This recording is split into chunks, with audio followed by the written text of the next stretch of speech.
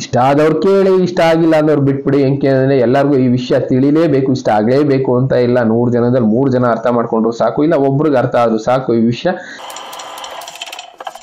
ಮೇಲೆ ಈ ವಿಷಯದ ಬಗ್ಗೆ ಎಷ್ಟೆಷ್ಟು ಜನ ಡಿಸ್ಕಷನ್ ಮಾಡ್ತಾ ಇದ್ದಾರೆ. ಅದರಲ್ಲೂ ಅಮೆರಿಕಾದಲ್ಲಿ ಆಗ್ತಾ ಇರುವಂತ ಡ್ರೋನ್ಸ್ ಅಟ್ಯಾಕ್ ಗಳ ಬಗ್ಗೆ ತುಂಬಾ ಜನ ಬೇರೆಯವರು ಡಿಸ್ಕಸ್ ಮಾಡ್ತಾ ಇದ್ದಾರೆ. ಅದರಲ್ಲಿ ಜಪಾನೀಸ್ ಆಗ್ಬೋದು, ಚೈನೀಸ್ ಆಗ್ಬೋದು, ರಷ್ಯಾ ನ್ಯೂಸ್, ಎಲ್ಲಾ ನ್ಯೂಸ್ ಅಲ್ಲೂ ಈ ಅಮೆರಿಕಾದಲ್ಲಿ ಕಾಣಿಸ್ಕೊಳ್ತಾ ಇದೆಯಲ್ಲ, ಈ ಡ್ರೋನ್ಸ್ ಗಳ ಬಗ್ಗೆನೇ ಡಿಸ್ಕಷನ್ ನಡೀತಾ ಇದೆ. ಅಮೆರಿಕ ಅಂತ ದೊಡ್ಡ ದೇಶದಲ್ಲಿ ಈ ರೀತಿ ಡ್ರೋನ್ಸ್ ಗಳು ಬರ್ತಾ ಇದೆ ಅಂದ್ರೆ ಏನಿದು ಫ್ಯೂಚರ್ ಅನ್ನೋದು ವರ್ಸ್ಟ್ ಆಗ್ತಾ ಇದೆಯಾ ಅಂತ ಇಲ್ಲಿ ಒಂದು Forbes ಬ್ರೇಕಿಂಗ್ ನ್ಯೂಸ್ ಅಲ್ಲಿ ನೀವು ನೋಡಬಹುದು. ಆ ಡೀಟೇಲ್ಸ್ ಕಾಣಿಸ್ತಾ ಇದೆ ಅನ್ಕೊಳ್ತೀನಿ. We have to plan for the worst. Gordon Chang reveals the terrifying theory to explain mysterious drones. ಆ ಡ್ರೋನ್ಸ್ ಅನ್ನೋದು ಏನು ಅನ್ನೋದು ಇಲ್ಲಿ ತನಕ ಯಾರಿಗೂ ಕ್ಲಾರಿಟಿ ಅನ್ನೋದು ಸಿಕ್ಕಿಲ್ಲ. ಯಾಕೆಂದ್ರೆ US ಗೌರ್ಮೆಂಟ್ ಹೇಳ್ತಾ ಇದೆ ಅದು ರೇಡಾರ್ ಅಲ್ಲಿ ಕಾಣಿಸ್ಕೊಂಡಿಲ್ಲ ಆ ಡ್ರೋನ್ಸ್ ಗಳು ಅಂತ. ಈ ರೀತಿ ಡ್ರೋನ್ಸ್ ಗಳಿಂದ ಮುಂದೆ ಏನಾದ್ರೂ ಇಂಪ್ಯಾಕ್ಟ್ ಆಗುತ್ತಾ ಗೊತ್ತಿಲ್ಲ ಅಂತಾನೆ ಹೇಳ್ತಾ ಇದ್ದಾರೆ. ಒಟ್ಟಿನಲ್ಲಿ ಈ ಡ್ರೋನ್ಸ್ ಗಳು ದಿನೇ ಜಾಸ್ತಿ ಆಗ್ತಾ ಇದೆ. ಅಮೆರಿಕಾದಲ್ಲೇ ಯಾಕೆ ಕಾಣಿಸ್ಕೊಳ್ತಾ ಇದೆ, ಅಮೆರಿಕ ಅಂತ ಅಲ್ಲ ಬೇರೆ ಜಾಗದಲ್ಲೂ ಈ ರೀತಿ ಡ್ರೋನ್ಸ್ ಗಳು ಕಾಣಿಸ್ಕೊಳ್ತಾ ಇದೆ. ಎಕ್ಸಾಂಪಲ್ ಗಳು ನಾನು ತುಂಬಾ ಸಲ ತೋರಿಸಿದೀನಿ ನಿಮಗೆ, ಎಷ್ಟೆಷ್ಟು ಡ್ರೋನ್ಸ್ ಗಳು ಈ ತರ ನಮ್ಮ ದೇಶದಲ್ಲೂ ಕಾಣಿಸ್ಕೊಂಡಿದೆ. ಕೆಲವಷ್ಟು ಡ್ರೋನ್ಸ್ ಗಳು ನ್ಯೂಕ್ಲಿಯರ್ ಝೋನ್ ಗಳು ಎಲ್ಲೆಲ್ಲಿರುತ್ತೆ ಅಂತ ಜಾಗದಲ್ಲಿ ಕಾಣಿಸ್ಕೊಂಡು, ಇನ್ನ ಕೆಲವು ಡ್ರೋನ್ಸ್ ಗಳು ಆಧ್ಯಾತ್ಮಿಕ ಸ್ಪಿರಿಚುವಲ್ ಪ್ಲೇಸಸ್ ಎಲ್ಲಿರುತ್ತೆ ಅಂತ ಜಾಗದಲ್ಲಿ ಕಾಣಿಸ್ಕೊಳ್ತಾ ಇದೆ.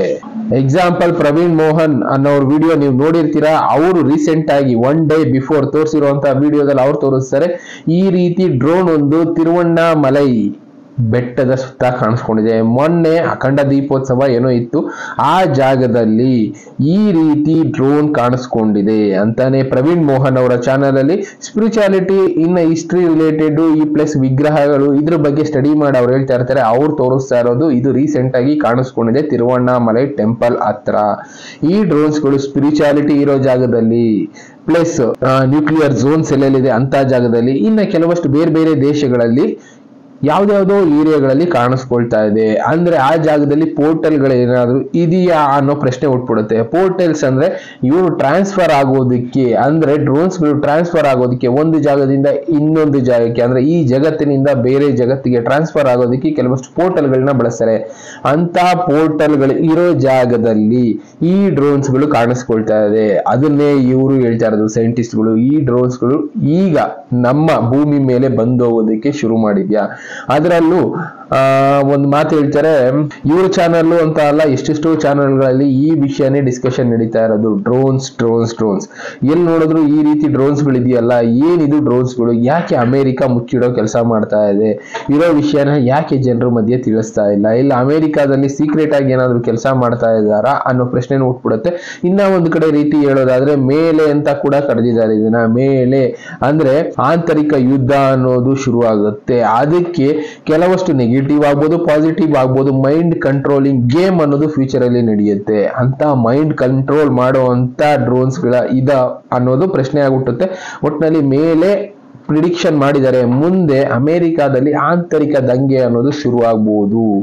ಜನಗಳಲ್ಲಿ ಈಗ ಡೌಟ್ ಅನ್ನೋದು ಶುರುವಾಗಿದೆ, ಯಾಕೆ ಈ ವಿಷಯನ ಗೌರ್ಮೆಂಟ್ ಅವರು ಜನರು ತಿಳಿಸ್ತಾ ಇಲ್ಲ ಅಂತ. ಈ ಕಾರಣದಿಂದನೇ ಮುಂದೆ ಒಂದು ದಿನ ಗೌರ್ಮೆಂಟ್ ವಿರುದ್ಧ ಜನರು ಆಪೋಸ್ ಆಗ್ಬಹುದು, ಜನರಿಂದ ಮುಚ್ಚಿಡ್ತಾ ಇದ್ದೀರಾ ಏನೇನೋ ಅಂತ. ಒಟ್ಟಿನಲ್ಲಿ ಮೇಲೆಗೆ ಈ ಡ್ರೋನ್ಸ್ ಗಳು ಕಾರಣ ಆಗುತ್ತಾ ಅನ್ನೋದು ಕೂಡ ಒಂದು ಎಷ್ಟೆಷ್ಟು ನ್ಯೂಸ್ ಗಳಲ್ಲಿ ಡಿಸ್ಕಸ್ ಮಾಡ್ತಾ ಇದ್ದಾರೆ.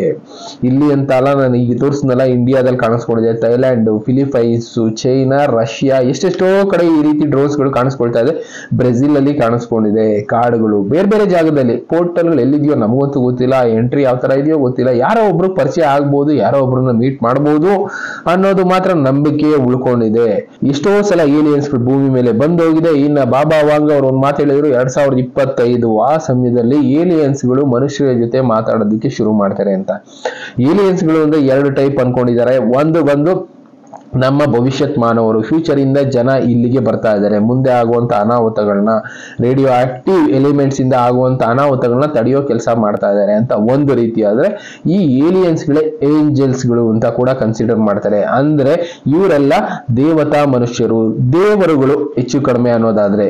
ಏಲಿಯನ್ಸ್ ಗಳು ನಮ್ಮನ್ನ ಕಾಪಾಡೋದಕ್ಕೆ ಬರ್ತಾ ಇದ್ದಾರೆ. ದೇವರುಗಳು ನಮ್ಮನ್ನ ಕಾಪಾಡೋದಕ್ಕೆ ಭೂಮಿ ಮೇಲೆ ಬಂದು ಯಾವ್ಯಾವ ಜಾಗದಲ್ಲಿ ಏನೇನ್ ಮಾಡ್ಬೇಕು ಆ ಕೆಲಸಗಳ ಪ್ರಿಪರೇಷನ್ ಅನ್ನೋದನ್ನ ಮಾಡ್ಕೊಳ್ತಾ ಇದ್ದಾರೆ. ಮುಂದೆ ಒಂದಿನ ಏನೋ ಒಂದು ಆದ್ರೆ ಅಂತ ಸಮಯದಲ್ಲಿ ಯಾರನ್ನ ಕಾಪಾಡಬೇಕು ಅನ್ನೋ ಒಂದು ಪ್ಲಾನಿಂಗು ನಡೀತಾ ಇದೆ ಅಂತ ಕೆಲವೊಂದು ಚಾನಲ್ ಅಲ್ಲಿ ಹೇಳ್ತಾ ಇದ್ದಾರೆ. ಅದನ್ನ ತೋರಿಸೋದಕ್ಕೆ ಕಷ್ಟ ಆಗ್ಬೋದು, ಯಾಕೆಂದ್ರೆ ಕಾಪಿರೈಟ್ಸ್ ಇಶ್ಯೂ ಇರೋದ್ರಿಂದ ನಾನು ತೋರಿಸೋದಕ್ಕೆ ಹೋಗ್ತಾ ಇಲ್ಲ. ಬಟ್ ನೀವು ಸ್ಟಡಿ ಮಾಡಿ UFOಗಳ ಬಗ್ಗೆ ನೀವು ರಿಸರ್ಚ್ ಮಾಡಿದ್ರೆ ಅಮೆರಿಕಾ ಅಂತ ಅಲ್ಲ, ನಮ್ಮ ದೇಶದಲ್ಲಿ ಎಷ್ಟೆಷ್ಟೋ ಚಾನಲ್ಗಳು ಇದರಲ್ಲಿ ತಿಳಿಸಿದ್ದಾರೆ. ಅದರಲ್ಲಿ ಒಬ್ರು ಸೈಕಿಕ್ ಅನ್ನೋರು ನಮ್ಮ ಇಂಡಿಯಾದಲ್ಲೂ ಏಲಿಯನ್ಸ್ ಗಳು ಬಂದು ಹೋಗಿದೆ ಅಂತಾನು ಹೇಳಿದ್ದಾರೆ. ಆ ವಿಡಿಯೋಗಳು ನೀವು ನೋಡಬಹುದು. ಈ ತರ ಎಷ್ಟೆಷ್ಟೋ ವಿಡಿಯೋಗಳು ಈಗ ನಮ್ಗೆ ಕಣ್ಣು ಮುಂದೆ ಸಿಗ್ತಾ ಇದೆ. ಏಲಿಯನ್ಸ್ ಗಳು ಭೂಮಿ ಮೇಲೆ ಬಂದು ಹೋಗ್ತಾ ಇದ್ದಾರೆ ಅಂತ ಸೇಲಂ ಅಲ್ಲಿ ಒಂದು ಏಲಿಯನ್ಸ್ ಟೆಂಪಲ್ ನೇ ಕಟ್ಟಿದ್ದಾರೆ.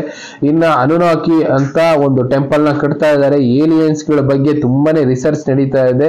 ಎಷ್ಟೆಷ್ಟೋ ರೀತಿ ವಿಗ್ರಹಗಳು ಹೊಸದಾಗಿ ಕಾಣಿಸ್ತಾ ಇದಾವೆ. ಭಾರತದಲ್ಲೂ ಇಂಥ ಇನ್ಸಿಡೆಂಟ್ ಗಳೆಲ್ಲ ನಡೀತಾ ಇದೆ ಅಂತಾನೆ ಹೇಳ್ತಾ ಇರೋದು. ಒಟ್ಟಿನಲ್ಲಿ ಈ ವಿಷಯಗಳನ್ನ ನೀವು ತಿಳ್ಕೋಬೇಕು ಅಂದ್ರೆ ಎಷ್ಟೆಷ್ಟೋ ವಿಷಯಗಳು ನಮ್ಗೆ ಯೂಟ್ಯೂಬ್ ಅಲ್ಲಿ ಅವೈಲಬಿಲಿಟಿ ಇದೆ. ಕೆಲವೊಬ್ಬರು ಅವರ ಚಾನೆಲ್ ನ ಬೆಳೆಸ್ಕೊಳ್ಳೋದಕ್ಕೋಸ್ಕರ ಕೆಲವಷ್ಟು ನ್ಯೂಸ್ ಗಳನ್ನ ಹಾಕ್ತಾ ಇದಾರೆ. ಬಟ್ ಇನ್ನ ಎಷ್ಟು ಜನ ಒಳ್ಳೆ ಇನ್ಫಾರ್ಮೇಶನ್ ಗಳನ್ನ ಜನಕ್ಕೆ ತಿಳಿಸ್ಬೇಕು ಅಂತ ಇನ್ಫಾರ್ಮೇಶನ್ ಆಗ್ತಾ ಇದಾರೆ. ನೀವು ಅಂತ ಇನ್ಫಾರ್ಮೇಶನ್ ಗಳನ್ನ ನೋಡಿ ತಿಳ್ಕೊಳ್ಳಿ. ನೀವು ಬೇಕಾದ್ರೆ ಆ ಜಾಗಗಳಿಗೆ ವಿಸಿಟ್ ಮಾಡಿ ಅಲ್ಲಿರುವಂತ ರಿಯಾಲಿಟಿನ ಸ್ಟಡಿ ಮಾಡಬಹುದು. ಅಂತ ಪ್ರಯತ್ನ ನೀವು ಕೂಡ ಮಾಡಿ. ನಿಮ್ಗೆ ಎಷ್ಟೆಷ್ಟೋ ವಿಷಯ ತಿಳುತ್ತೆ ಅಂತ ವಿಷಯನ 4 ಜನಕ್ಕೆ ತಿಳಿಸುವಂತ ಕೆಲಸ ಮಾಡಿ. ಒಟ್ನಲ್ಲಿ ಏಲಿಯನ್ಸ್ ಗಳು ಭೂಮಿ ಮೇಲೆ ಬಂದು ಹೋಗ್ತಾ ಇದಾವೆ ಅಂತಾನೆ ಎಲ್ಲಾ ಡಿಸ್ಕಷನ್ ಮಾಡ್ತಾ ಇರೋದು. ಇದರಿಂದ ಮುಂದೆ ಒಂದು ದಿನ ಮೇಲೆ ಅನ್ನೋದು ಶುರು ಆಗ್ಬೋದು. ಅಂದ್ರೆ ಆಂತರಿಕ ಯುದ್ಧಗಳು, ದೇಶದ ಒಳಗಡೆ ಆಂತರಿಕ ಯುದ್ಧಗಳು ಯಾವ ದೇಶದಲ್ಲಿ ಬೇಕಾದ್ರೂ ಶುರು ಆಗ್ಬೋದು ಅಂತ ಕೂಡ ಹೇಳ್ತಾ ಇದ್ದಾರೆ.